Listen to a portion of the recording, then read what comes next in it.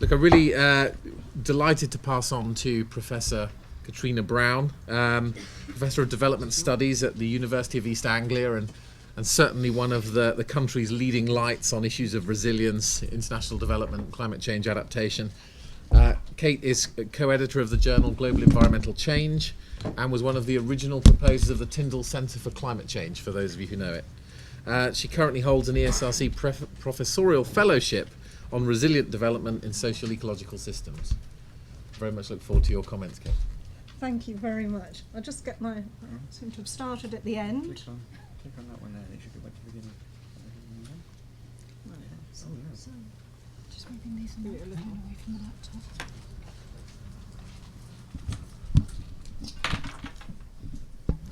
Thank you. And thank you very much to Tom and to Simon for inviting me to give this presentation today. I have been really impressed by the ACRA report, and I think that it's actually making, a really sort of important contribution towards how we operationalise these ideas about adaptive capacity. And that's something that I've been interested in as, an academic scientist for a few years. And so my brief this morning is to kind of set this report and these studies within the sort of broader context of the research that I and colleagues have been involved in, and some of the sort of scientific debates around resilience and adaptive capacity. So I hope that a lot of what I say is going to really resonate with some of the things that Simon has already presented. I hope it's not going to be too repetitive, and I hope that it's not going to bombard you with too many sort of horrible buzzwords and concepts. I hope, as I say, that it will sort of really, in a way, show how I think the science supports and informs ACRA. But also, I'd like to put forward some ideas of maybe where next, certainly from my view as a researcher in this area. So I want to sort of very briefly just talk about, what we know about adaptive capacity, and particularly what we can learn from the studies of vulnerability, resilience and adaptation around the world, and how that can inform an understanding of adaptive capacity. I want to again sort of rehearse really how adaptive capacity has been or can support development interventions. But I also want to sort of reflect on where next for adaptive capacity, really. What are the kind of issues that we need to take forward as researchers, as practitioners, given the context which Simon has already explained to us. So I suppose the kind of summary of the argument that I want to make, and again I think this resonates strongly with the ACRA report and Simon's presentation, is that we can see that the current sort of emphasis and the current types of responses and interventions that are made in the name of climate change and as part of adaptation strategies in developing countries are problematic, not least, as Simon has said, because we have to deal with these kind of complexities of multiple stressors, the way in which climate change actually interacts with a whole range of other changes which people are having to deal with in their lives, and which is normally actually one of the least important stressors on people's lives. As well as the uncertainty again which Simon has highlighted, and this very real danger of maladaptation, which I'll say a little bit about. Now, my own approach has been using these ideas from resilience thinking, and so I want to sort of very briefly say why I think a resilience approach may help to overcome some of these problems, and also explain why I think that resilience approach supports and is very closely related to our thinking on adaptive capacity. And really, again, make some arguments of why a greater focus on adaptive capacity can maybe help to support the formulation of more effective policies at multiple levels and in multiple different contexts. But the sort of final point that I want to make is that I think that we are moving into such uncertain times that I think adaptive capacity may not be enough to actually support the types of transformations that we may need to see around the world in the coming decades. And I'll say a little bit more about maybe some of the things that we need to do to understand the capacities that are necessary to support, transformation, so broader system-wide changes. So, firstly, just a few definitions, and this is, as I say, my kind of, my area, my focus of my analysis at the moment is on ideas about resilience. And you're all familiar with resilience because it's a term which we just see everywhere at the moment. Clearly it's one of the guiding concepts in ACRA because it's there in the title. But it's also being used very broadly in both international development policy, in climate change and environmental change policy. And it's been applied, to the economy, to the environment, to social policy. And it has a very interesting sort of scientific lineage, which I'm not going to talk about because once I start, I would probably go on for about 2 hours, and that's. But I am putting up here, just as a reminder, one of the scientific definitions of resilience, because it has important characteristics which I think we need to keep in mind when we think about adaptation and adaptive capacity. So resilience is actually, again, about a capacity of a system, be that, a community, be that an ecosystem, or be it a linked social ecological system, to absorb disturbance and reorganising while undergoing change, so as to still retain essentially the same function, structure and identity and feedbacks. So there's this sort of tension in this understanding of resilience, because it's about how we deal with change. It's how we retain some of the things that, maintain our identity, enable us to carry on functioning, but actually how we develop and how we reorganise. So there's this tension between how much it's about stability and how much it's actually about change. And my work, which is focused very much on how different agencies, different organisations, different policy communities are using ideas from resilience, tells me that actually resilience is being used in many, many spheres of policy life to maintain the status quo. So in a way we already have a sort of slight mismatch in the way in which resilience ideas are being used. I use it in this way, which is about managing change, which tells us that we must expect change. As Simon has said, change is part of the reality of life, and we have to deal with uncertainty, we have to learn to expect the unexpected, and we have to particularly take account of the interactions between multiple stresses and different changes. We also have this whole science, of course, complexity science, which tells us about the nature of change and examines non-linear change, thresholds, tipping points, both in, the sort of biophysical and ecological, as well as the economic and social systems. And, there's an interesting set of arguments, for example, emerging about, crises providing windows of opportunity for change. And I think that's, again, something which has been, noted within the international development community. The other thing that I'd like to highlight really about, this sort of resilience approach is the way that it leads us to thinking across scales and the need to look at how different scales interact, that we can't just work at a local micro scale because of how, that's influenced by structures, institutions, norms, values at national, international scale, and that the interactions across these scales are very important in formulating strategies to deal with change. So those are the sort of key, I suppose, ideas that inform a resilience approach, which I think sort of underpins these ideas about adaptive capacity. So, sorry about all of those buzzwords and concepts.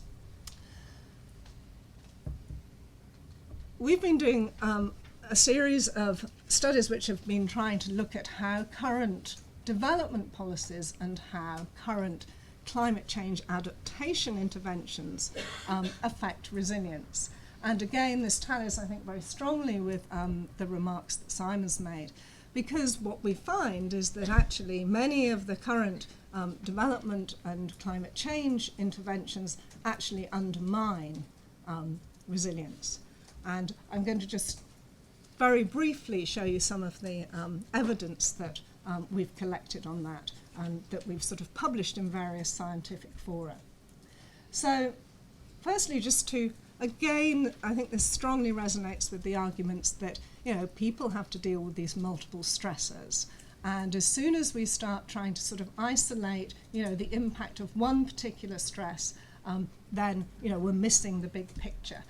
And I mean, this is actually a mental model which is derived from interviews with small farmers and fisher folk in coastal Tanzania, which essentially shows that people's livelihood security has been undermined not only by observable changes in climate and certainly climate variability and weather-related weather patterns, but also by interventions such as the Marine Protected Area. So the very things that are there have been put in place supposedly to support fisheries livelihoods by maintaining stocks are actually having a very detrimental impact on people's human security and livelihoods. And of course there are very important sort of social differences in who's affected by these.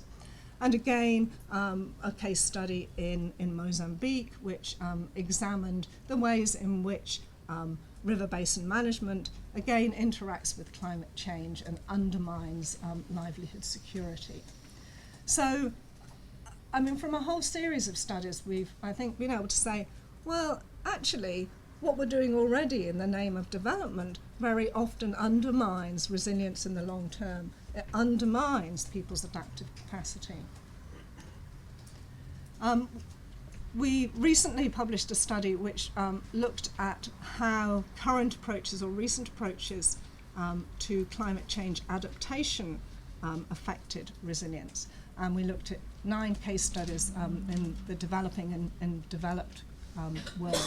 And we were able to identify 3 sort of critical factors that affected the impact or the certainly the longer term effects of these projects. One was to do with how the problem was framed, in other words, whether or not the intervention actually took account of multiple stressors, of multiple changes, or whether or not it took a very sort of technocratic and narrowly defined approach to trying to, you know, deal with one specified impact of climate change. The second important factor was the type of governance structures that implemented and actually were built up around those interventions, primarily whether or not they were state-led or whether or not they worked across multiple stakeholder groups and whether or not they worked across multiple scales. And the third important factor was whether or not they took account of feedbacks in the system, and particularly whether or not they had the mechanisms essentially for a more adaptive approach to management, which was able to pick up on the signals and actually adapt the management in response. So just by way of sort of showing you graphically these 9 different examples and just looking at on the vertical axis, basically how they defined the problem from a limited to a much more inclusive way of defining the problem, and then their impact or their sort of sustainability over time. And we could identify some interventions, water management in Brazil, coastal management in the UK, hurricane preparedness in the Cayman Islands, which actually you know, seem to support much longer term resilience and adaptive capacity, compared to down in this bottom corner, actually projects which really undermined longer term resilience and adaptive capacity. And that's a paper that's published in Wire's widely interdisciplinary reviews in climate change, if anybody wants to see that. And of course, again, as Simon has commented, you know, there are various reasons why these maladaptations might occur. That might well be to do with the fact that, you know, this short-termism, that development and conservation policies don't take long-term climate change into account. And there are various reasons, as we know, for that, to do with funding cycles, the need to demonstrate impacts over the short term, and the lack of sort of certainty in the science of prediction.